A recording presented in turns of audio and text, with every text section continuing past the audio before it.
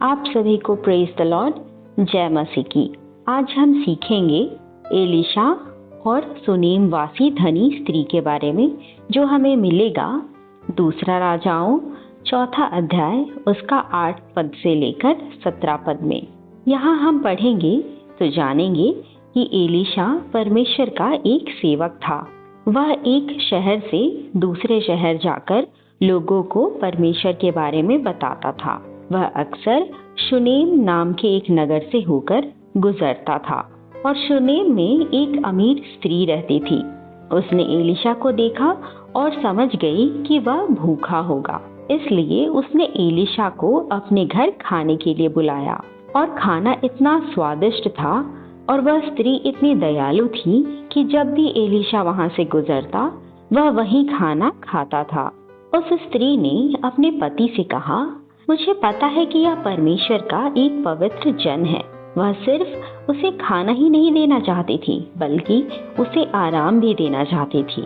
इसलिए उसने अपने पति से कहा कि चलो हम छत पर उनके लिए एक छोटी सी कमरा बनाएं। वह चाहती थी कि एलीशा आराम से रहे ताकि वह परमेश्वर का काम अच्छे से कर सके।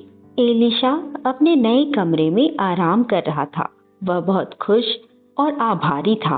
उसने अपने सेवक गेहजी से कहा, इस स्त्री ने हमारे लिए इतना कष्ट उठाया है, हम इसके लिए क्या कर सकते हैं। उस स्त्री ने कहा कि उसे कुछ नहीं चाहिए, लेकिन गेहजी ने देखा कि उसका कोई बेटा नहीं था और उसका पति बूढ़ा हो गया था।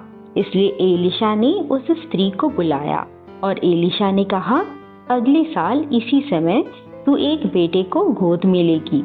पर उस स्त्री को विश्वास नहीं हुआ।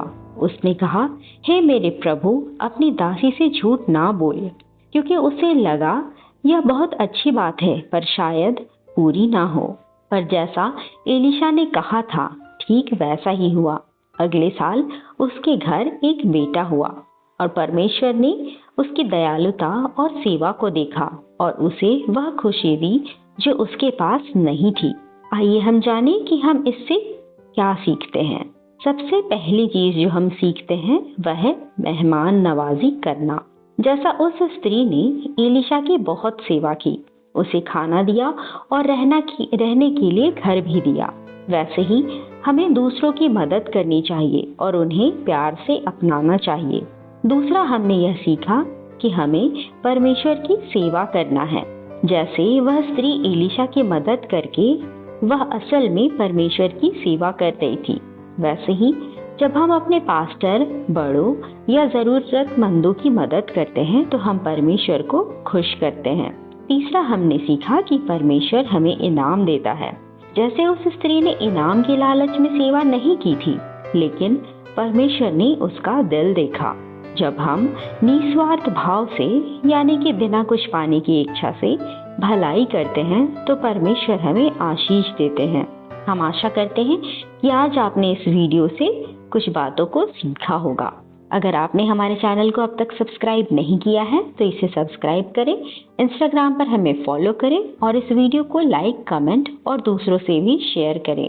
और ऐसी और भी वीडियो से सीखने के लिए आप हमारे दूसरे चैनल को भी सब्सक्राइब कर सकते हैं, जिसका लिंक हमने डिस्क्रिप्शन बॉक्स पर भी दे दिया है। इस वीडियो को देखने के लिए आप सभी का थैंक यू। प्रभु आप सभी को आशीष दे। मिलते हैं अगले वीडियो में।